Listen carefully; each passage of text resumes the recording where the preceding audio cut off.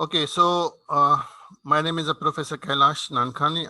Today we are going to discuss about the general principles of the gastrointestinal function, particularly the nervous control. What is the role of the enteric nervous system, and how it's going to regulate the gut functions. Then we have to see what are the different hormones which are supposed to regulate the gastrointestinal function, and we will learn about the how the blood circulation is provided to the gut. Okay, so our objectives will be today we have to learn what are the different layers of the gut wall, and we have to see what is the difference between the sympathetic and the parasympathetic nervous system with respect to how they are going to differently control the enteric nervous system. Then we have to see in detail the enteric nervous system, the distribution, and we have to see what are the different hormones in the gut and what is their function.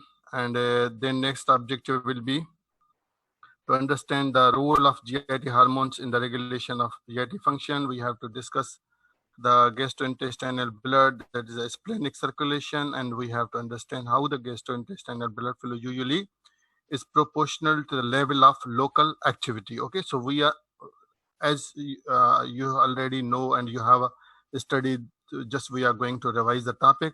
So what we see here in this diagram, 1 second please.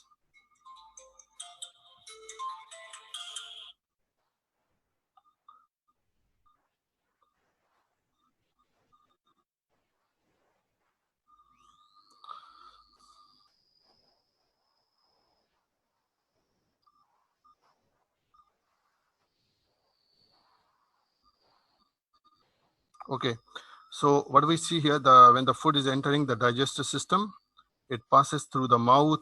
You can see here pharynx, esophagus, stomach, small intestine, that is the duodenum, jejunum, and ileum, and then the large intestine and anus. Okay, so this is the journey of food through the gastrointestinal system. And then in the next slide, we're going to see here the gastrointestinal system provides the body with a continuous supply of the water, electrolytes, and vitamins. So in order to digest and absorb the food, first of all, we see there should be a movement of the food through the alimentary tract, that is which require motility. Then there's a secretion, secretion of the digestive juices and the digestion of the food. Then the absorption of the digestive product, that is the water, electrolytes, and vitamins, have to be reabsorbed.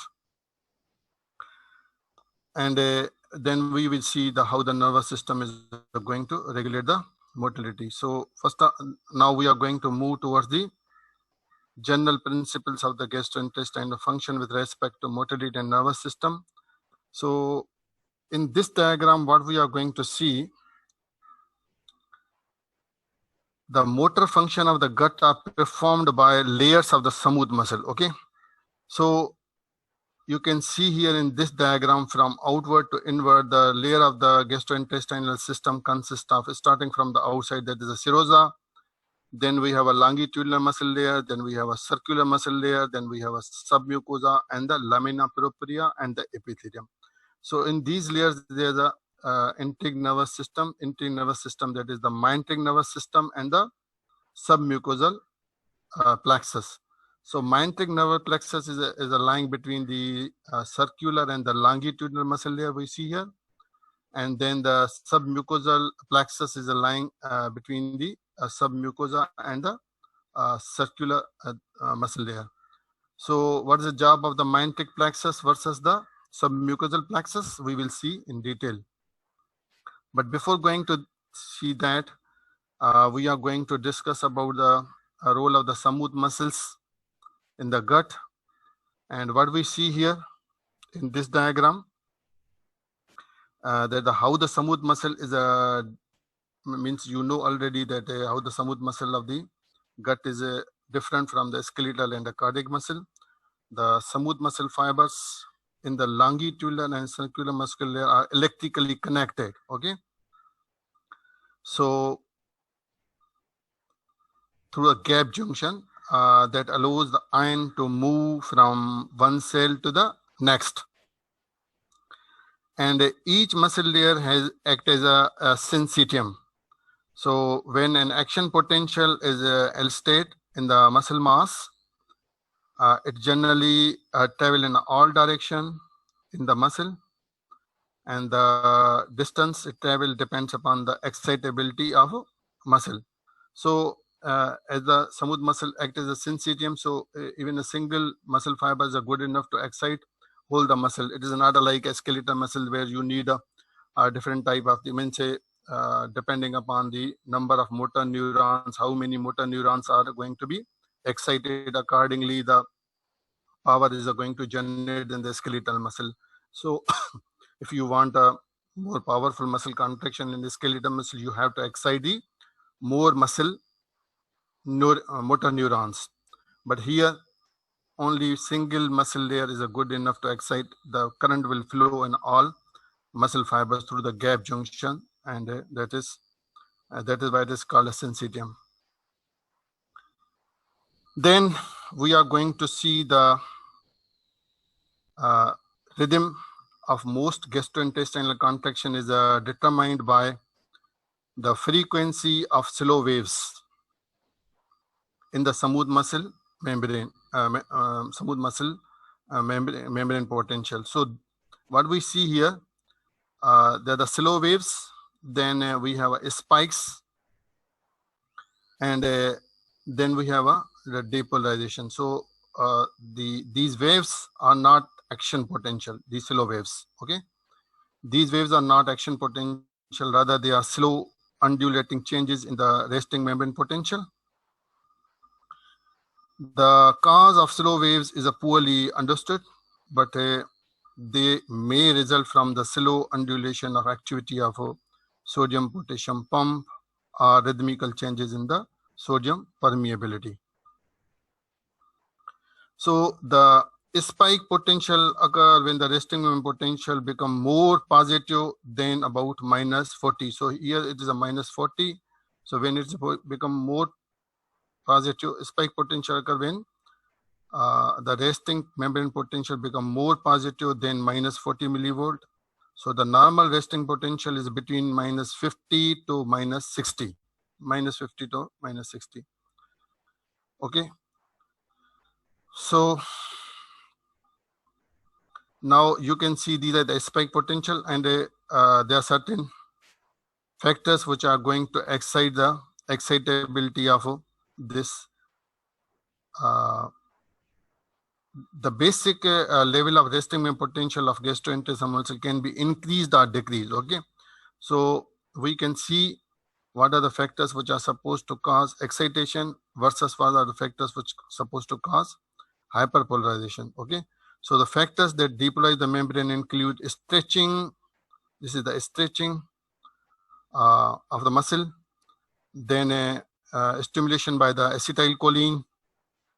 Then stimulation by the parasympathetic nerves that secrete the acetylcholine at the endings, and the stimulation by gastrointestinal hormones also excite the develop the spikes.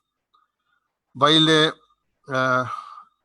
hyperpolarization, the factors that hyperpolarize the membrane include the effect of norepinephrine or epinephrine on the smooth muscle, and stimulation of the sympathetic system. So this is how the slow waves are going to excite, and we need the spike potential in order to contract the muscle, and that spikes are going to be stimulated or inhibited with different factors. So we discuss what are the factors which are supposed to excite, that is the stretch, acetylcholine, parasympathetic and hormones, versus the norepinephrine and sympathetic system is going to hyperpolarize. Okay. Okay, so next we are going to see the arrangement of enteric myenteric plexus versus submucosal plexus in the gut wall. So you can see in this diagram that is starting from the inside, that is the mucosa, which is consists of the epithelium, lamina propria, musculus mucosa. Then we have a submucosa which contain the Meissner's submucosal plexus, and its job is to secrete the to stimulate the secretion, control the secretion, because the glands are lying here, versus the musculus propria, which consists of the circular and the longitudinal muscle layer. It contains the Meyntrich plexus. Okay, so it has a role in the developing the motor activity, that is excite the motility, means develop the motility, control the motility of the smooth muscles. Then in the last, so you can see here, this is the epithelium, and nearby the epithelium is a submucosal plexus, which is going to excite or affect the glandular secretion here. Then there's a Meyntrich plexus, which is lying in the between the circular and the longitudinal muscle. So this itself is going to be controlled or regulated by the parasympathetic and sympathetic system outside, from the outside. Okay, so you can see clearly here. So what we learned here, what is the function of Meyntrich and the submucosal plexus? Okay, so the Meyntrich plexus, its job is to regulate the gut motility, is associated with the motor control, that is to increase the rate, intensity, and the velocity of contraction and conduction of the electrical activity. Okay, the peristaltic movements are controlled by Meyntrich plexus. Okay, and inhibition of pyloric sphincter and ileocecal valve is also controlled by the Meyntrich plexus. Versus the Meissner's or submucosal plexus, we will discuss that it is located in the submucosal plexus layer, and its job is as it is innervating the glandular epithelium, epithelial, intestinal, endocrine cells, and the submucosal blood vessels. So it is concerned with regulation of intestinal secretion, mainly sensory function, and the regulation of gastrointestinal blood flow and the epithelial. So this is the job of the Meyntrich and the submucosal plexus. Then sorry, the parasympathetic and sympathetic systems from the outside are going to regulate the activity of Meyntrich and the submucosal plexus. So the parasympathetic system, we can see here, it is comprised of two parts, that is the medulla and the sacral region. So medulla, from the vagus nerve is going to exit, that is called cranial parasympathetic fibers, and they are going to supply the esophagus, the stomach, small intestine, and initial half of the large intestine. Okay, initial half of the large intestine. While a sacral outflow, you can see here, is through the pelvic nerves, and it's going to supply the distal half of the large intestine, sigmoid colon, and rectum and anus. Okay, so this is the parasympathetic innervation to the gut. There's a craniosacral outflow, and we discussed the vagus nerves are going to supply the esophagus, stomach, small intestine, initial half of the large intestine. Okay, while the sacral outflow is through the pelvic nerves, and it's going to supply the distal half of the large intestine, sigmoid colon, rectum, and the anus. Then we have a sympathetic nervous system. It's going to innervate, and the sympathetic nervous system, you can see here, there's a preganglionic fibers, then there's a chain sympathetic, there's a sympathetic ganglia, and then the post ganglionic fibers, and they are going to innervate the esophagus, stomach, small and large intestine, and release different neurotransmitters, particularly norepinephrine. Okay, so there's a balance between the sympathetic and parasympathetic tone, depending upon the need of the whether the food gastrointestinal system requires the gut motility and secretion or does not. Accordingly, the parasympathetic system is going to regulate the activity of mantic and submucosal plexus. Okay, so then we are going to discuss about the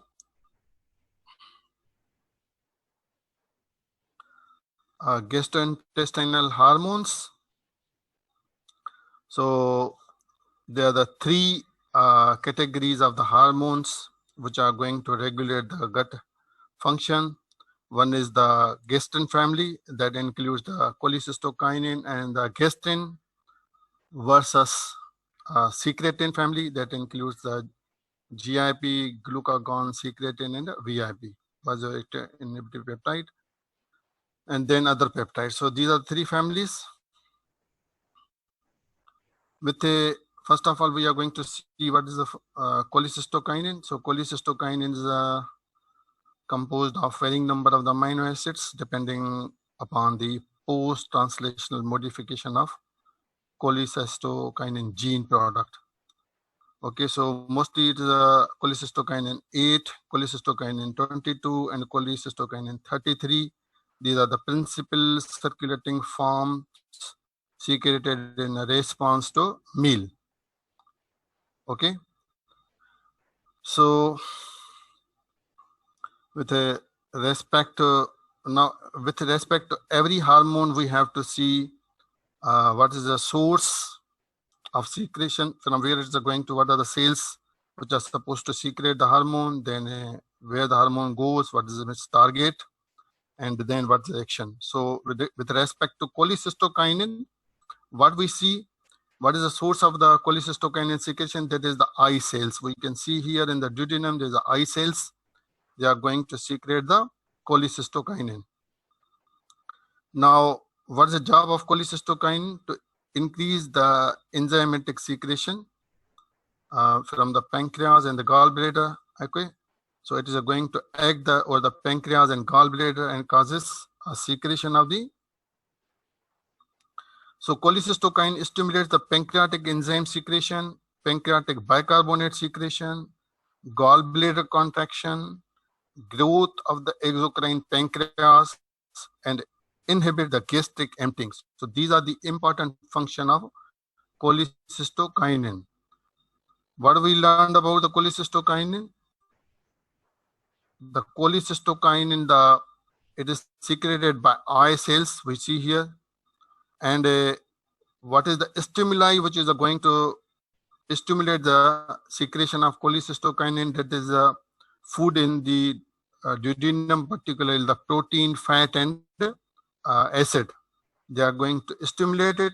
So stimuli for the secretion is the protein, fat, and acid. And cells we learned, they are the eye cells of duodenum, jejunum, and ileum. They are also going to secrete the cholecystokinin. And its action is to stimulate the pancreatic enzyme secretion, number 1, pancreatic bicarbonate secretion, number 2, then the gallbladder contraction, and the 4th is the growth of exocrine pancreas, and 5th is to inhibit the gastric emptying. So these are the function of the cholecystokinin. Now you can see here in this diagram that the protein and the fat is going to stimulate the eye cells in the duodenum and jejunum. So they are going to be stimulated, and here you can see the cholecystokinin is going to release. Okay, so this cholecystokinin has action over the pancreas. That's a pancreatic duct and causing the secretion of the enzymes. Okay, so you can see what are the factors which are going to stimulate it. It is secreted by eye cells, and it's going to act over the pancreatic acid cells, causing the release of the juices, and also it's going to act over the gut bile pancreatic duct and cause a secretion of the bicarbonate. So you can see here. So the cholecystokinin is going to, cholecystokinin is going to act over the acinar cells of the pancreas and causing the release of the enzymes. Okay, these are the enzymes. And apart from that, it is also acting over the duct cells and causing the secretion of bicarbonate. So this is about the cholecystokinin.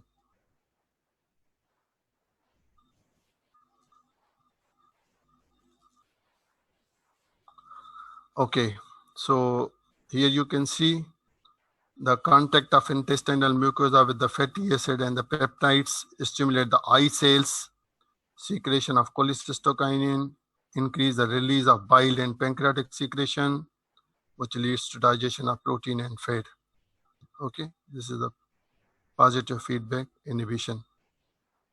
So this is the fat peptides. They are going to secrete the cholecystokinin, and it's going to act over the pancreas, increase the enzyme secretion, and increase the bile secretion. Okay, I hope everybody is clear. Then next hormone is the secretin. Sorry, this is spell mistake of the spell. Secretin. So what we see about the secretin?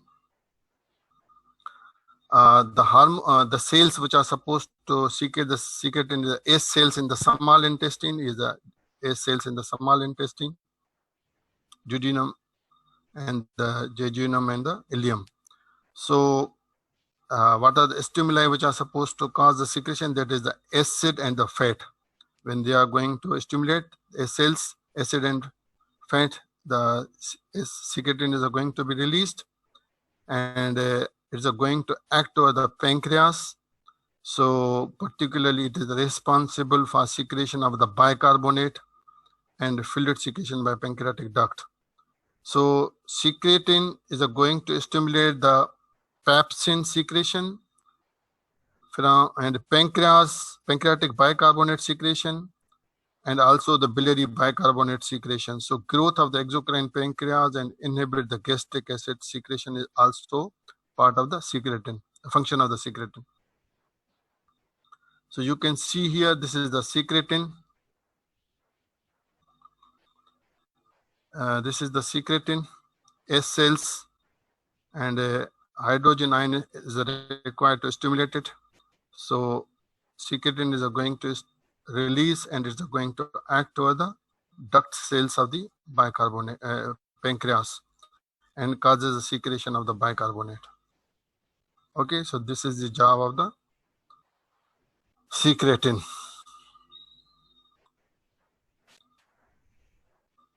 So what we learned about the secretin, it increases the pancreatic enzyme secretion, particularly it increases the bicarbonate secretion.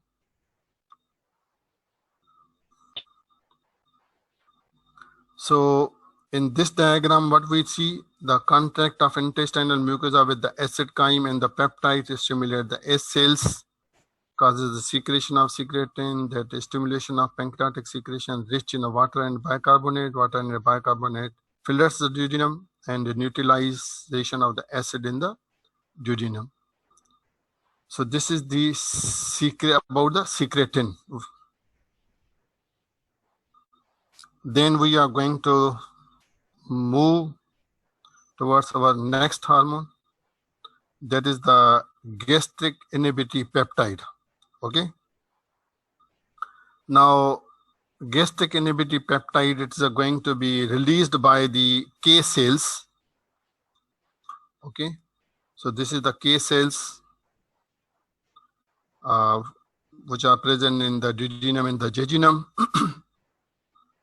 And once again, it requires stimulation.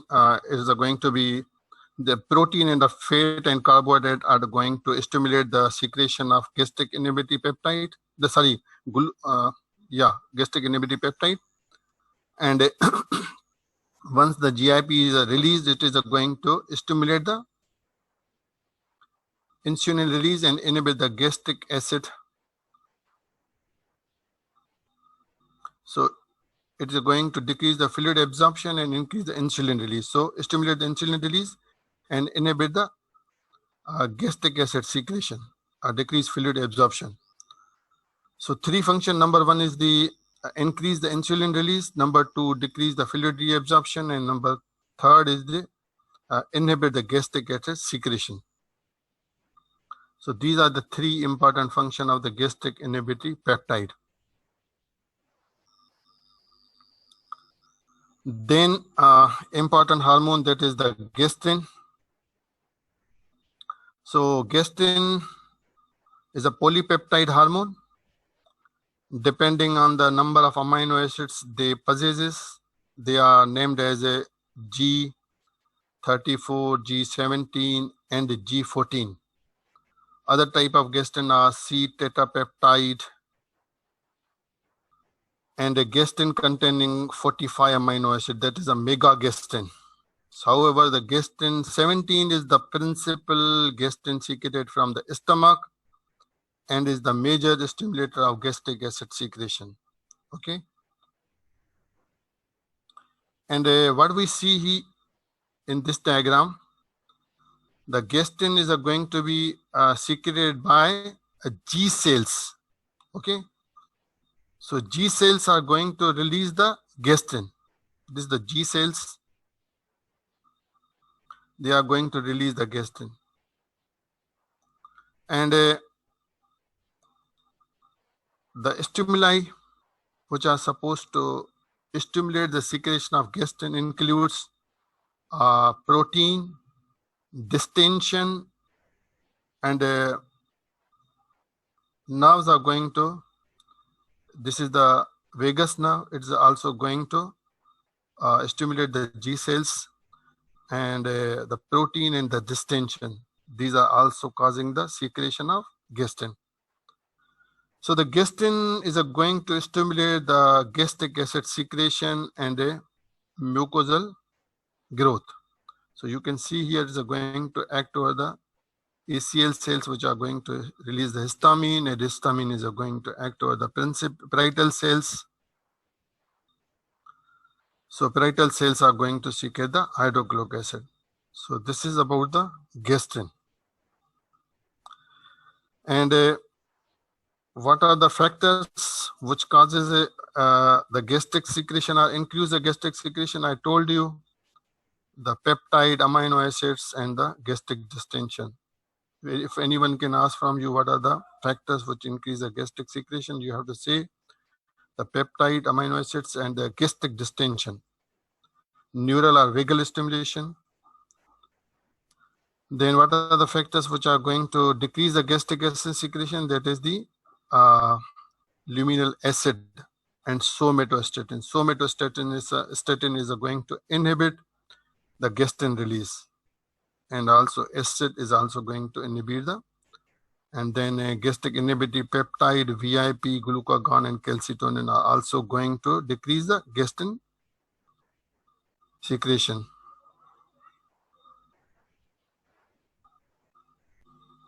Okay, so what you expect when gastrin is going to secrete in too much quantity, then a person can develop Zollinger-Ellison syndrome.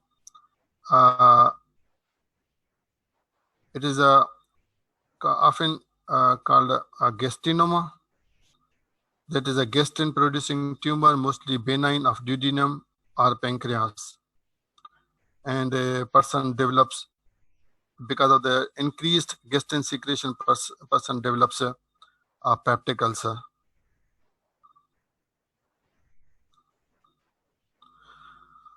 Okay, so in the next slide, you can see here when the food is in the stomach and there's a gastric distension, are the product of the protein digestion, peptides, and amino acids, and the vagal stimulation. All are going to stimulate the G cells of the stomach, causes a secretion of gastrin, and it acts on the parietal cell of the stomach, cause the HCl secretion, and HCl is going to further causes a, when there's a high acidic or gastric content, then the autoregulation of gastrin secretion. And further, they are going to stimulate the somatostatin, which is a inhibit the secretion of gastrin. This is a negative feedback mechanism. Okay.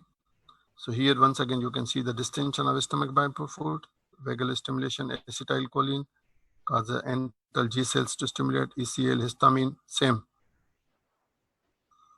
Okay, so this is how the gastrin is going to be released. The factors which are supposed to cause the secretion of gastrin, and once it is going to stimulate, how the HCl is going to be stimulated, and how the negative feedback mechanism work when there's too much acid in the stomach. Then we have a gastrin releasing peptide, and source is a vagal nerve. You can see here, this is the vagus nerve. This is a gastric releasing peptide. Okay, and they are going to act over the G cells in the antrum. So target is the G cells in the antrum of the stomach and causes an increase in the gastrin release. So this is a gastrin releasing peptide by the stimulation of vagus nerve. Then there is another hormone called guanylin, and source is the ileum and the colon, and the target is a small and large intestine, and job is to increase the fluid absorption. Then there's an important hormone is called motilin. So motilin is a source is endocrine cells in the upper GI tract, and while the target is the esophageal sphincter, stomach, and the duodenum, and the action is to act over the smooth muscles. So you can see here the motilin is going to act over the gastrointestinal tract. There's an inhibition of the gastric accommodation, induction of the gastric phase 3 contraction, increase the lower esophageal sphincter pressure, enhance the gastric emptying. And apart from that, it also acts on the gallbladder, increases the gallbladder emptying, and in the pancreas, it increases the insulin release. And in the rectum, it increases the rectal compliance. So these are the job of the motilin. Okay. Then there's another hormone called neurotensin, and source is the endocrine cells widespread in the GI tract, and target is the intestinal smooth muscles. And the action is the vasoactive stimulation of the histamine release. Then we have a peptide YY. Peptide YY is secreted by the endocrine cells in the ileum and the colon, and its target is the stomach and pancreas, while its action is to decrease vagally mediated acid secretion and decrease the enzyme and the fluid secretion. So basically there are the 5-6 hormones which are very important. Number 1 is the cholecystokinin, number 2 is the secretin, then motilin, and gastrin, and somatostatin. So we are going to see this is somatostatin. This is an important hormone, and it is secreted by the, you can see here the somatostatin is secreted by the D cells. Okay, the D cells of the stomach and the duodenum, and they are going to act over the duodenum. Target is stomach, intestine, pancreas, and liver, or four structures where the duodenum somatostatin is going to act. And what is the job of the somatostatin? That is decrease the gastrin release, increase the fluid absorption and secretion, decrease the secretion, increase the smooth muscle contraction, decrease the endocrine and exocrine secretion, and decrease the bile flow. So these are the all important function related with the somatostatin. So once again, the somatostatin, the cells is a D cell from where the somatostatin is released, and it acts on the stomach and the intestine. pancreas, liver, four structure where the somatostatin is going to act. Number one is the stomach, two is the intestine, third is the pancreas, and fourth is the liver. And what are the action performed by somatostatin is going to decrease the gastrin release while increase the fluid absorption and decrease the fluid secretion, increase the smooth muscle contraction, decrease the endocrine and exocrine secretion, and decrease the bile flow. Then there's a vasoactive inhibitory peptide. So here they are released by the enteric nervous system, and target is the small intestine and pancreas. And its job is to increase the smooth muscle relaxation and increase the secretion by small intestine and by pancreas. So these are the hormones which affect the gastrointestinal function.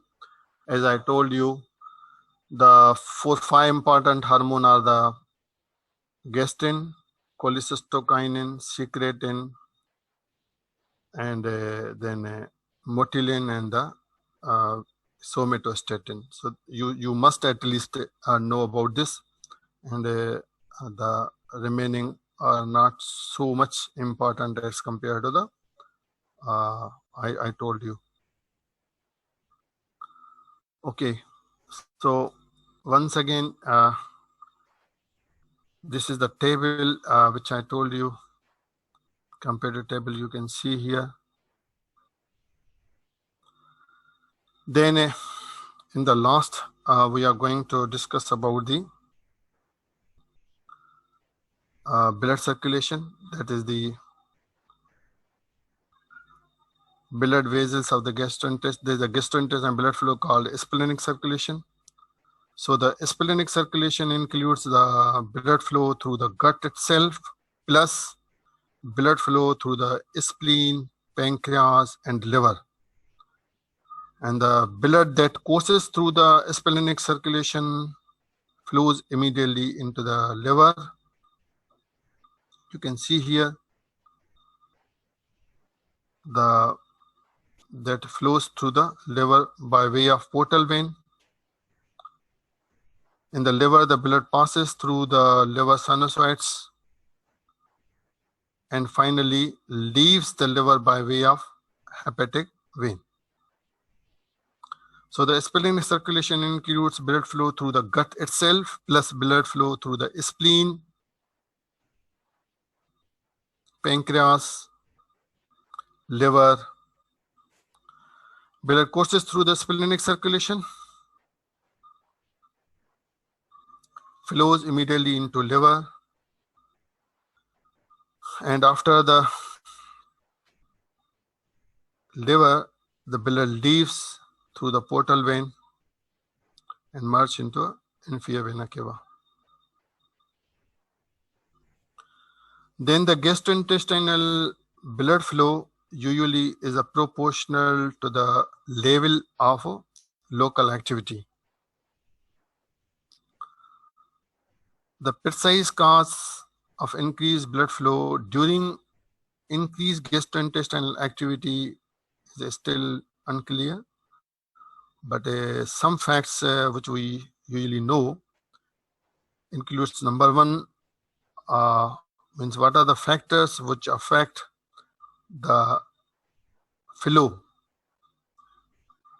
in the gastrointestinal system. Number one is the vasodilator substances which are released from the mucosa during the digestive process. Most of them are peptide hormones, including cholecystokinin, gastrin, and secretin. Number one is the vasodilator substances which are released from the mucosa during the digestive process. Most of them are peptide hormones, including cholecystokinin, gastrin, and secretin. They are going to affect the blood flow. Number two, some of the gastrointestinal glands also release two kinins, calcitonin and bradykinin, into the gut wall These kinins are powerful vasodilator. So number 2 is the kinins. That is the calidin and the bradykinin. Number 3 is the decreased oxygenation of gut wall can increase the intestinal blood flow by at least 50%. Therefore, hypoxia resulting from increased gut activity probably cause much of the vasodilatation. So what are the 3 important factors which can play which are assumed to play the role in increasing the flow during the increased activity of gastrointestine during food? That is the number 1 is the vasodilator substances, particularly cholecystokinin, gastrin, and the secretin, which are released during the digestive process. Number 2 is the kinins, and number 3 the hypoxia during the digestive process can lead to increase the vasodilator substances.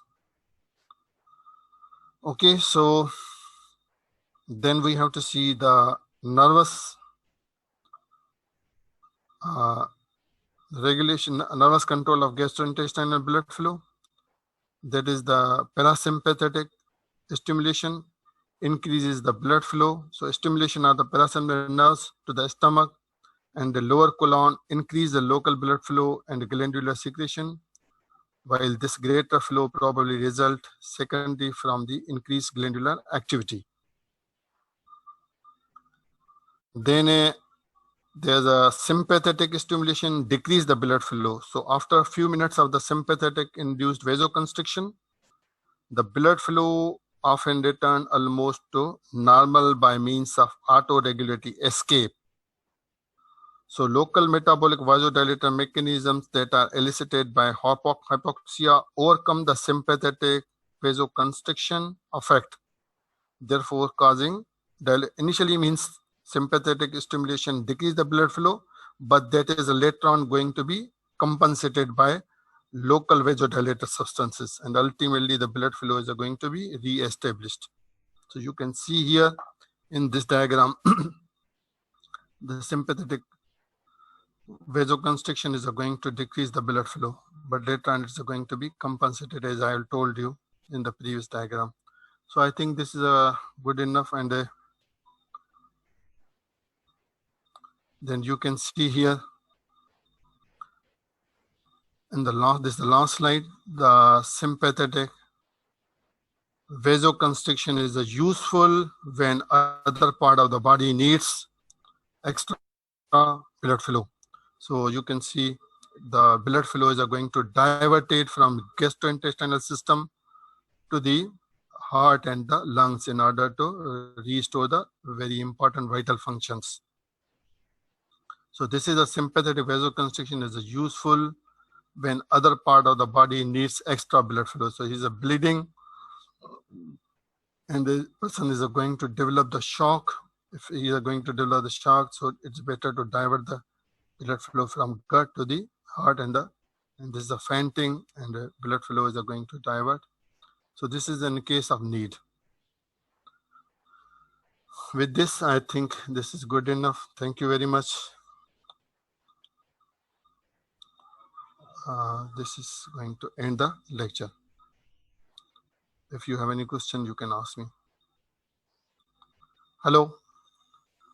Hello जी sir. Asif, अच्छा आसिफ ठीक है, अभी chatting से पूछो बच्चों से कोई क्वेश्चन है तो। सर अभी तक तो नहीं आ रहे। कोई कुछ क्वेश्चन नहीं आ रहा है, चैटिंग नहीं है कोई? नहीं, बस सिर्फ फीडबैक आ रहा है आपका। अच्छा, क्या बता रहे हैं? अच्छा, चैट पे है। अच्छा sir, voice is not poorly. Thank you sir, thank you sir. Okay, okay, thank you sir, thank you very much for everybody, and please let me know if you have any question or query, and my email is kailash.nankani. Yeah, मैं email बता दूं. My email is kailash.nankani@duhs.edu.pk. If you have any question or query, please write me at my email. Thank you very much for having a or the lecture. Thank you very much. ठीक है Asif. Thank you, sir.